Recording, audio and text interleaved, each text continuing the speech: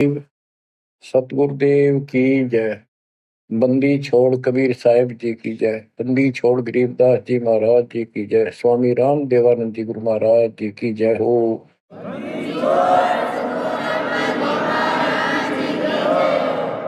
सर्व संतों की जय, सर्व भक्तों की जय, धर्मी पुरुषों की जय। श्री काशी धाम की जय, श्री सुडानी धाम की जय, श्री क्रोथा धाम की जय, श्री बरवाड़ा धाम की जय। सत साहिब जय जय सतगुरु मेरे की जय जय सतगुरु मेरे की सदा साहेबी सुख से बसियो अमरपुरी के डेरे की। जय जय सतगुरु मेरे की जय जय सतगुरु मेरे की सदा साहेबी सुख से बसियो सत्यलोक के डेरे की। सदा साहेबी सुख से बसियो सत्यलोक के डेरे की। निर्विकार निर्भय तू ही और सकल बेमान जी साधो और सकल बेमान सब पर तेरी साहिबी सब पर तेरी साहिबी तुझ पर साहिब ना निर्विकार निर्भय। बच्चों, परमपिता परमात्मा कबीर जी की असीम रजा से आज आप अपने घर की जानकारी प्राप्त कर पाए हो। ये सामान्य बात नहीं है जो दास आपको बता रहा है, क्योंकि आपने कभी सुनी नहीं थी। ये बातें कहीं स्वप्न भी नहीं था कि ऐसा भी कुछ है। जब तक इस गंदे लोक में हम जिसको सुख मान रहे हैं, हम आखिरी दुख मानते हैं मृत्यु को, या फिर उस रोग को जो जानलेवा है। बस उसके बाद कितना कष्ट आ जाओ हम उसको दुख नहीं मानते, क्योंकि हम अभ्यस्त हो गए। इस कष्ट को झेलन की आदत बन गई। टांग कट जा, हाथ कट जा, टूट जा, फिर भी हम जीने की आशा करते हैं। और बात भी सही है, वे क्यों तो जन्म हुआ था, फिर मृत्यु क्यों हो रही है। हम और सब कष्ट को स्वीकार करने के तैयार हैं, लेकिन मौत अच्छी ना लगती। हाँ, मौत को जब सरेंडर करते मौत के लिए, जब कभी महादुखी हो जा, शरीर कभी नष्ट होना हो, कंडम हो जा, उठा जाना बैठा जा, सांस भी साबित ना हो, हम स्वयं ही जब मानते हैं ये भगवान इसका अच्छा तो मर जावा, वो तो है ही, मरना तो है ही, मरे भीगा। लेकिन मरने के बाद कौन सा सुख होगा। फिर कुत्ता बन गया, गधा बन के कीड़े पड़ गए, वहां कौन संभालेगा। तो ये अभी हमें ये ज्ञान था नहीं, ये ऐसी दुर्गति हो क्यों रही। आपको दास बार बार बताता है, मनुष्य जीवन उन्हीं को मिलता है जो बहुत ही पुण्यकर्मी होते हैं। पिछले जन्म उनके जबरदस्त होते हैं। ये अलग बात है, किसी के ज्यादा होते हैं अच्छे कर्म, किसी के कम होते हैं, पर बढ़िया कर्मों वाले ही मनुष्य जीवन प्राप्त करते हैं। और मनुष्य शरीर में उनको सुविधाएं भगवान देता है जो एक मानव को मिलती है। जिनके पास पैसे ज्यादा हैं वो ज्यादा बकवास करते हैं। कार ले ले, कोठी बन गई, और भी कोई 10-5 प्लाट खरीद ले, यानी भक्ति की तरफ नहीं जा सकते वो लोग। या जो कतिय दुखी है, हैंड टू माउथ है, यानी समय पर रोटी ना मिलती, वो भगवान के लिए जागा कहाँ। उसको सारा दिन रोजगार की समस्या, समस्या पर समस्या रहती है। तो कहने का भाव ये है कि जब तक हम थोड़े बहुत सुखी नजर आते हैं, जिस गंदे सुख को सुख मान रहे हैं, तब तक हमें भगवान की कभी जरूरत नहीं। ये ज्ञान हो या फिर कष्ट आना शुरू होता जो भगवान याद आता है, उसके लिए परमात्मा कहते हैं कबीर साहब, कबीर दुख में सुमन सब करें, सुख में करे न कोई, और जैस सुख में सुमन कर ले तो दुख का एक हुआ। कबीर सुख में सुमन किया नहीं, दुख में करते याद, कहे कबीर दास की कौन सुने फरियाद। सुख में तो करा नहीं, जब कैर टूटने लग गया चारों तरफ से, कैंसर डिक्लेयर होगी, सांस साबित नहीं आंदा, कई कर्म हीनता फिर भी नहीं मानते कि नाम ले लो और भक्ति कर लो, गला ना देखी जाएगी। उनके इतने कर्म कमजोर होते हैं, संस्कार माड़े होते हैं, खराब होते हैं।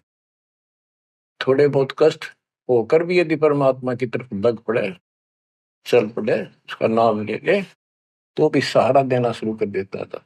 बड़ा दयालु है ये। अब भक्ति से सब दूर हो चुके हैं, और जो करते हैं वो पिछले संस्कारी हैं, उनको रास्ता ठीक नहीं मिलता, वो शास्त्र विधि त्याग कर मनमाना आचरण करने पर लगे हुए हैं। कोई बेचारे पहाड़ों पर जाते हैं, कोई तीर्थों पर जाते हैं, कोई पर भी लेने जाते हैं, कोई मंदिर में, कोई मस्जिद में, और कोई मंडी बना रखी वहां मत्था टेकने जाते हैं। यानी उनको चाह भगवान की है पर रास्ता ठीक नहीं। अब जैसा आपने प्रसंग सुना कि पांडव यज्ञ अश्वमेध में एक का पाया साध, गरीब गोरख से ज्ञानी गणे, सुखदेव जति जहान, सीता सी बहु भारिया, बहुत पत्नियां मिल जाएंगी सीता जैसी, अपने धर्म कर्म पे साफ सुथरी रहने वाली। संत दूर स्थान, कहते हैं पांडव यज्ञ अश्वमेध में एक का पाया साध, 33 करोड़ जहाँ थे देवता, 88,000 ऋषि, 12 करोड़ ब्राह्मण, 9 लाख 84 शब्द, उनमें एक का संत मिला, वाल्मीकि सुदर्शन जी। उसका कारण क्या था? उनकी साधना शास्त्र विरुद्ध है, गीता विरुद्ध है। तो बच्चों, शास्त्र विरुद्ध साधना करने से साधक को कोई लाभ नहीं होता। गीता अध्याय 16 श्लोक 23 में स्पष्ट किया है कि जो शास्त्र विधि को त्याग कर अपनी इच्छा से मनमाना आचरण करते हैं, लोक वेद के आधार से साधना करते हैं, उनको न तो सुख होगा और न उनकी गति होगी, यानी मोक्ष, और न उनका कोई कार्य सिद्ध होगा, सिद्धि प्राप्त होगी। इन तीन वस्तुओं के लिए, तीन पदार्थ के लिए हम भक्ति करते हैं। घर में सुख हो, शरीर में सुख हो, कार्य सिद्ध हो, ऐसी भक्ति करें कि जिसे सिद्धि प्राप्त हो, जिसके सहारे हम ऊपर जाएं। जैसे सुखदेव के पास एक आकाश में उड़ जाने की सिद्धि थी, और हमारे परमात्मा कहते हैं जो हम भक्ति दे रहे हैं इसमें 24 सिद्धि आ जाएंगे। इन 24 की 24 को भी कहीं यूज नहीं करना, उसका प्रयोग नहीं करना। ये उनमें एक सिद्धि आकाश से उड़ जाने की भी होगी। एक सिद्धि आकाश से उड़ जाई, एक सिद्धि जल पैर न लाई, एक सिद्धि कुछ खावे न पीवे, एक सिद्धि जो बहुत जीवे। ये कई कई दिन नहीं खाते पीते तो वो एक सिद्धि होती है। गरीबदास जी कहते 24 को ना मन चावे, सो हंसा सतलोक सदावे। तो कहने का भाव ये है कि ये सब शास्त्र विरुद्ध साधना करने वाले हैं, और अमीन ने जबरदस्त महात्मा मानना थे। ये ऊपर का दिखावा ऐसा गजब का करते हैं, सामान्य व्यक्ति को क्या पता आपको भी पता नहीं था इस ज्ञान के सुनने से पहले ये साधु हमने भगवान दिखाई देते और माथा टेका थे, प्रणाम किया करते, इनको खूब दान भी देते थे।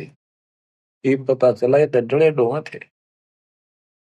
गरीब डिम्ब करें डूंगर चढ़े, अंतर जीनी जूल, जग जाने ये बंदगी करे, ये वो वसूल वसूल। ऊंचे से स्थान पर बैठते हैं ताकि दूर से दिखे कि महात्मा तपस्या करे, या पहाड़ों पर चले जाते हैं क्यों लोग भी भटक रहे हैं भगवान के लिए। साधु मिल जाए, कोई आशीर्वाद दे दे, घर में बरकत हो जाए, नो हो जाए, नो हो जाए, तो आशीर्वाद लेने जाया करते। और वो जंगलों में साधुओं ने ढूंढा करते, तो वो छोटा मोटा आशीर्वाद दे भी देंगे, थोड़ी बहुत राहत मिल भी गई तो मोक्ष तैनो का नो रह गया। गरीब डंब करे डूंगर चढ़े, अंतर जीवनी झूल, जग जाने बंदगी करे, भक्ति करे, ये वो असूल वो। बच्चों, आपको बताया है जो उदास एक भी शब्द बोलता है ये अपनी तरफ से नहीं, ये गॉड गिवन है। और परमात्मा ने किसको दिया? अपनी प्यारी आत्मा संत गरीबदास जी को दिया। उनके द्वारा अमर ज्ञान लिखवाया गया है, वो आपको सुना रहा है। दास रग यजु है श्याम अथर्व, ये चारों वेद चतुभंगी रे, सूक्ष्म वेद बाचे साहिब का, सोहंसा सतसंगी रे। जो परमात्मा का सूक्ष्म वेद पढ़ता है वो सत्संगी है। चारों वेद ऋग यजु साम अथर्व, ये चारों भ्रमित ज्ञान युक्त है, इनसे जीव को कोई लाभ नहीं होना, मोक्ष नहीं हो सकता। तो दास आपको ये सूक्ष्म वेद सुना रहा है। अब कुछ वाणी सुनाऊंगा। ये माया का ग्रंथ है। एक बाल्मीकि नीचे कुल साधु, जिन संघ पंचायन पूरे न दू। एक बाल्मीक जाति का, जिसको तुम नीचे को मानते थे, वो था साधु, जिसने वो पंचायन शंख बजा दिया। और गिनो माया के पूता, ब्रह्म जोगनी सब ही टूटा। ये बाकी ये माया के पुजारी, इनके पास यथार्थ भक्ति नहीं थी। चंद सूर केतक साई, जिनके आगे ये बड़े गदाई, नूरी दीपक धरे चिरागा, काल करंजन को उठ लग गया। नूरी अंग विनस है भाई, माटी के किस गिनती माई। कि ये ब्रह्मा विष्णु महेश्वर का नूरी शरीर है, हल्का सा नूर का। और इन देवताओं का नूरी शरीर है, ये नकली नूर है, असली नूरी शरीर सतलोक में है। काल ने दुर्गा के माध्यम से यहाँ उस सतलोक वाली सारी डुप्लीकेट वस्तु बनवा रखी है। कति नो क्यों मिलते जुलते स्त्री पुरुष ऐसे ही है, और लेकिन वहां ओरिजिनल शरीर है, बिल्कुल अविनाशी शरीर है। यहाँ कहते ब्रह्मा विष्णु महेश के नूरी शरीर है। ये नूरी अंग विनसय है भाई, माटी के किस गिनती भाई। जब ये ब्रह्मा विष्णु महेश जैसे मरेंगे तो ये मिट्टी के जो हमारे हैं, तुम्हारे मनुष्य के, ये कौन से खाते में है कि तुम ना मरोगे। और फिर क्या कहते हैं? ऐसे भरम ना भूलो लोई, इनकी ओट न उभरा कोई। जिनकी देवताओं की, ब्रह्मा विष्णु महेश की, देवी की, काल की तुम आड़ ले रहे हो, शरण लिए बैठे हो, ऐसे भ्रम ना भूलो लोई, इनकी ओट न उभरा कोई। कोई पार नहीं हो सकता, किसी का कल्याण नहीं हो सकता। यही 84 लाख योगियों पर कष्ट उठाते रहोगे। अब क्या कहते हैं? या तो 56 कोटि सहारे, और करी ठगोरी क्षण में मारे। 5 तत्व त्रिगुण की पूर्णी, आवे ब्रह्मा विष्णु महेश्वर जो। ये ब्रह्मा विष्णु महेश भी जन्म मरण के अंदर आवेंगे। बच्चों, यदि आपको पहले तैयार ना कर रखा होता ना सारे प्रमाण देके, तो आप कतई नहीं सुनते। अगले दिन आप कतई कान का नहीं लाते यूट्यूब के चैनल को, जो क्यों झूठ बोल रहा है। और आज आपके घीसा गल है कि गजब अजब कतई साची सारी। और ये 300 वर्ष पहले संत गरीबदास ने लिखे कदर गए थे। उन्होंने प्रचार नहीं किया, उनको पता था कि इस ग्रंथ में और पाट देंगे जय कीम गणा प्रचार कर दिया था। आग ला देते इसका पहले जो इतना गहराई से कोई बतानिया होता था। और अब ओए होए, ये जो दिल करता है सुने जावा इतनी गजब की सच्चाई और पढ़े जावा। देखो बच्चों कितना अंतर हो गया। अज्ञान के कारण हम अपने खजाने न छोड़े फिरा थे। चारों युग में संत पुकारे को कहा हम हेल रे, हीरे माणिक मोती बरसे ये जग चुकता ढेल रे। हम डले इकट्ठे करा थे डले कंकर, शास्त्र विरुद्ध साधना करके। और ये हीरे माणिक मोती है, ये है वह सच्चाई रूपी हीरे मोती, ये वर्षन लायक रहे और सच्ची भक्ति। अब क्या बताते हैं, ऐसे भ्रम ना भूलो लोई, इनकी ओट न उभरे कोई। या दो 56 कोटि सहारे, करी ठगोरी छन में मारे। अब सुनो, या दो 56 कोटि सहारे, करी ठगोरी छन में मारे। 5 तत्व त्रिगुण की पुनी, आए ब्रह्मा विष्णु महेश्वर जूनी। देखो काल का जाल कितना भयंकर है। गरीब दुर्वासा को पेता, समझन आई नीचे। 56 करोड़िया दो कटे, मची रुद्र की कीच। गरीबदास जी कहते दुर्वासा तपस्या कर कर परमाणु बम बन गया, सिद्धियां भरगी, वचन की शक्ति आ गई। यादों के अंदर एक अभिमान हो गया था कि हमारे साथ श्री कृष्ण जी हैं। इसने चाणूर मार दिया, कंस मार दिया, जरासिंह मार दिया, काल्यवन मार दिया और केसी मार दिया। तो इस प्रकार ये नो सोच बैठे थे कृष्ण तो ऊपर कोई नहीं और थारा कोई कुछ नहीं बिगाड़ सकता। जब उनको ये पता चला यादों को, दुर्वासा जी श्री कृष्ण जी के आध्यात्मिक गुरु भी थे और वो द्वारका की बनी में बैठ के जाके, बनी होती है गांव के चारों तरफ, शहर के चारों तरफ पर जंगल होता था। अच्छे सुंदर वृक्ष होते थे, बहुत बड़े बड़े पीपल वृक्ष, नीम, सब गांव के चारों तरफ। ये पहले समझदार व्यक्ति होते थे और चारों तरफ गांव के नीम, पीपल और बड़, तीन तो हमने देखे खूब चारों तरफ होते थे। उनसे ऑक्सीजन गांव में जाती थी, किधर की हवा चलो सारी ऑक्सीजन जाती थी। तो उसका एरिया कम से कम आधा किलोमीटर का होता और पूरे गांव के चारों तरफ होती थी। उसको बनी बोलते थे। उसमें छोटे मोटे बोझले भी होते थे जिनकी आठ में फ्रेश उड़ जाया करते थे लोग, साथ में तालाब होते थे। तो क्या बताते हैं कि बनी में बैठ गया दुर्वासा जी आके, और द्वारका के अंदर ये बात फैल गई कि दुर्वासा जी बड़े पहुंचे हुए संत है, ऋषि हैं, भूत भविष्य वर्तमान की तीनों काल की जानते हैं। तो जवान जवान बच्चे थे जिसमें श्री कृष्ण का पुत्र प्रद्युम्न भी था। उनके मन में यह आई भाई दुर्वासा की परीक्षा लेते हैं, देखते हैं कैसा भूत भविष्य की जानता है।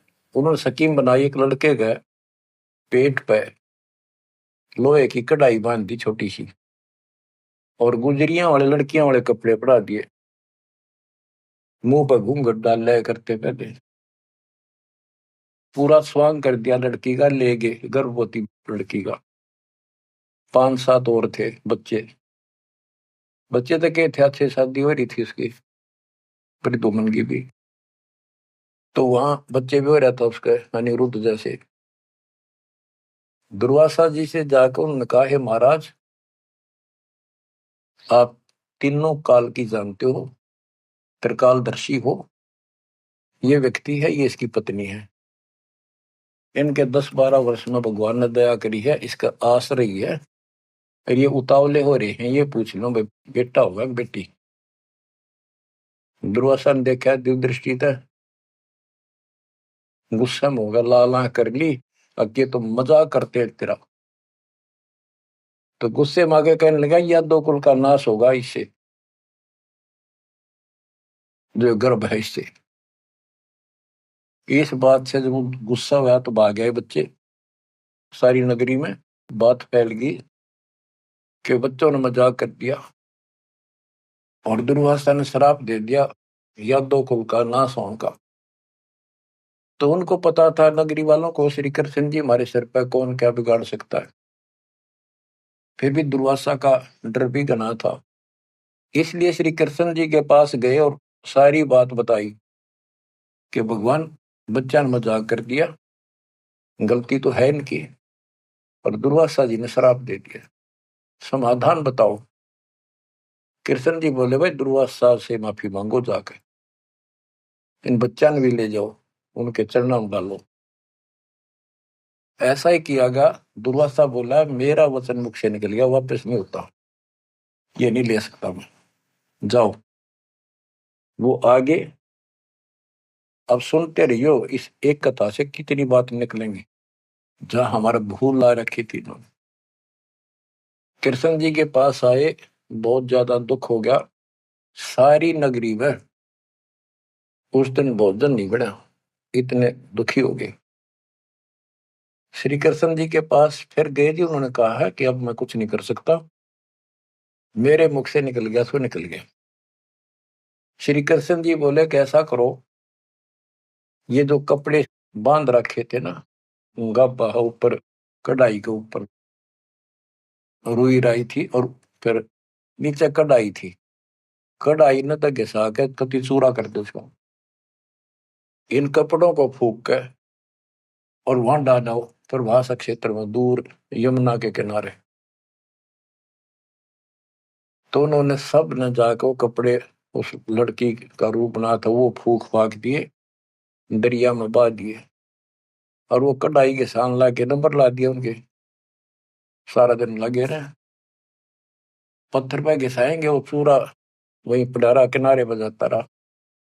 एक कड़ा किसी को दे दिया, भैया तेरी ड्यूटी कई दिन में घिसा, कड़े जो पकड़न के होते हैं ना कढ़ाई के, वो और तो घिसा दिया। वो एक कड़ा उस आलसी पर घिसा को नहीं, थोड़ा बहुत घिसा, वो बहुत सारा रह गया, उसने लोगों ने फेंक दिया। तो सबको ये हो गया, बस समाधान बता दिया श्री कृष्ण जी ने, अब कुछ होने का नहीं, सब निश्चिंत हो गया। कुछ वर्षों के बाद आपस में जरा जरा सी बातों पर, आपस में यादों का, आपस में लड़ाई होने लगी। कोई जरा सी कहते लट्ठम लट्ठा मार दे एक दूसरे ने, हाहाकार मच गया नगरी में, अकाल मौत होने लगी, पशुधन नष्ट होने लगे। तो नगरी के व्यक्ति फिर गए श्री कृष्ण जी के पास कि हे भगवान, ऐसा कौन सा पाप उगड़ गया इस नगरी का, किसी ने किसी की बातें नहीं सुहाती, जरा सा बोलते हैं लट्ठम लट्ठा हो जाए, मार डाले, अकाल मृत्यु होने लग रही है। कुछ दया करो, रक्षा करो, कारण बताओ, कुछ समाधान बताओ, हमको धर्म पुण्य कहो, वो कर देंगे। श्री कृष्ण जी बोला, भाई जो दुर्वासा ने श्राप दिया है ना, अब वो फल गया,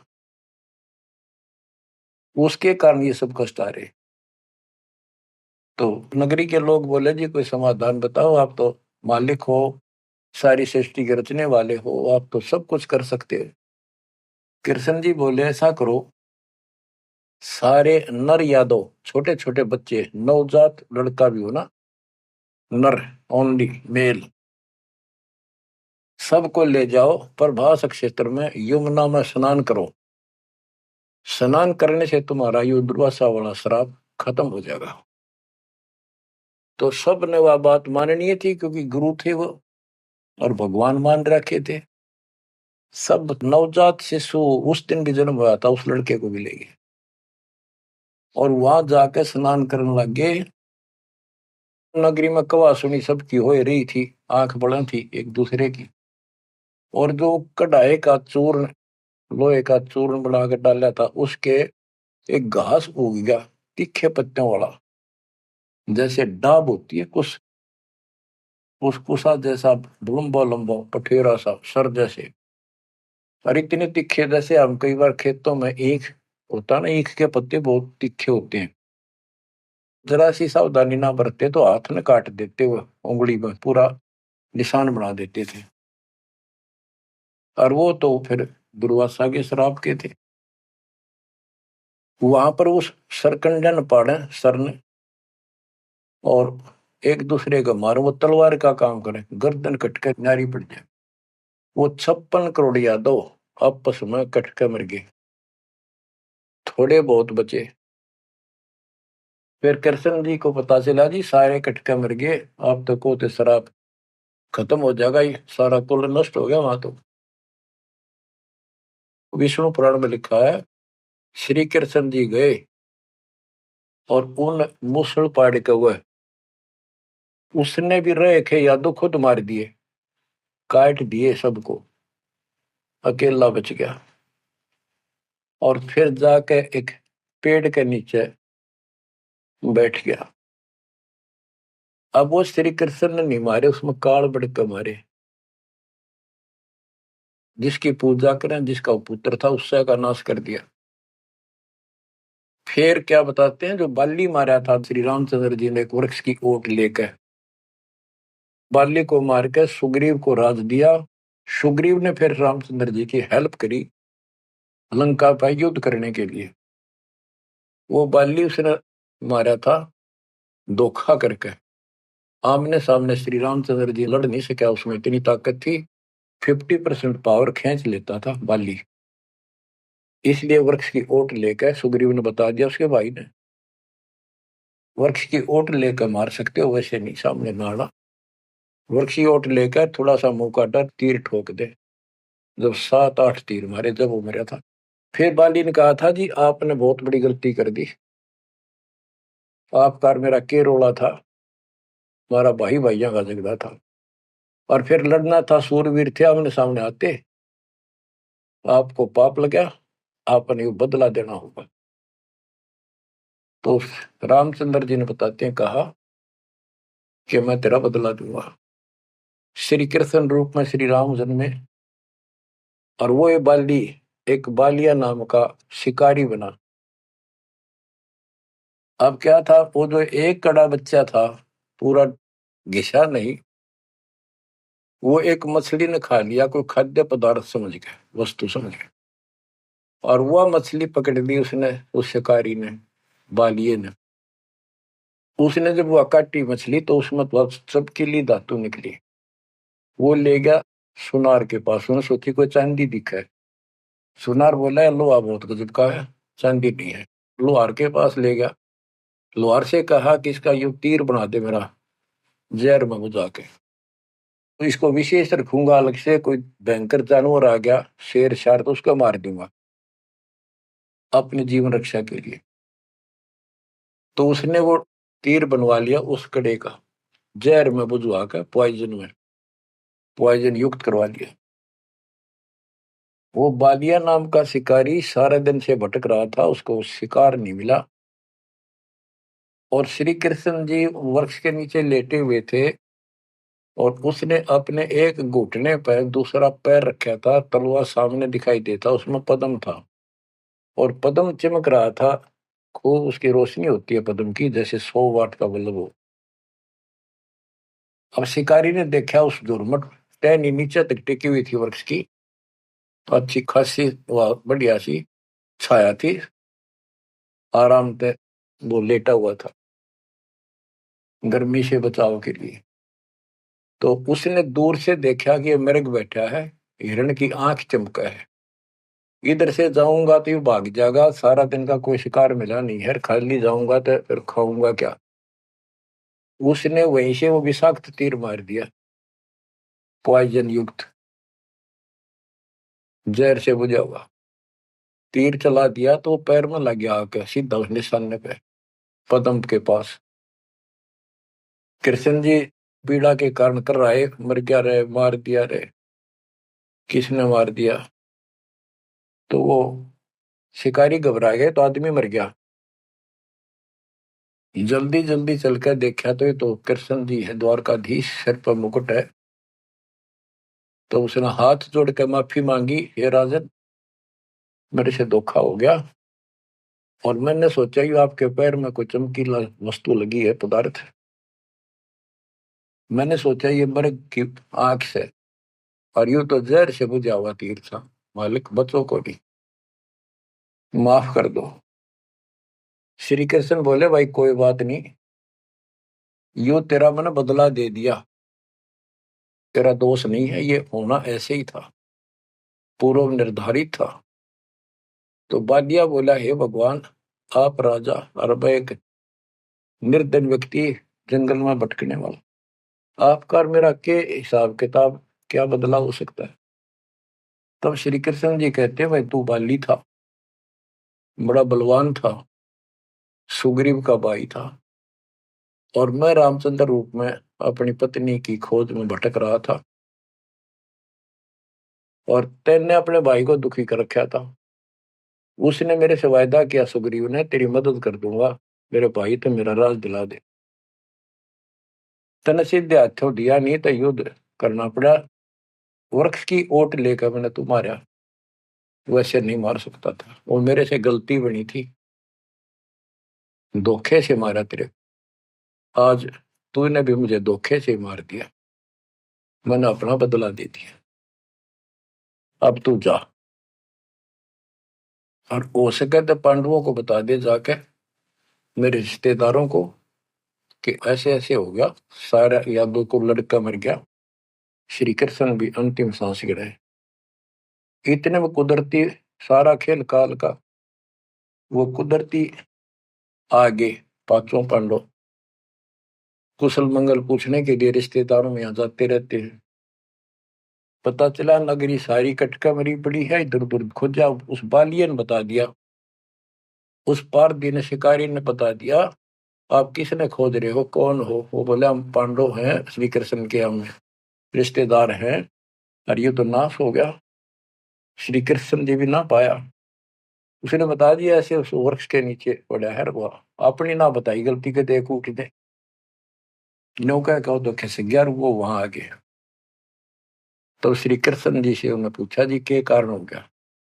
तक वही ऐसे ऐसे बच्चा ने मजाक कर दिया था, दुर्वासा ने श्राप दे दिया, या तो होनहार थी और होनी थी।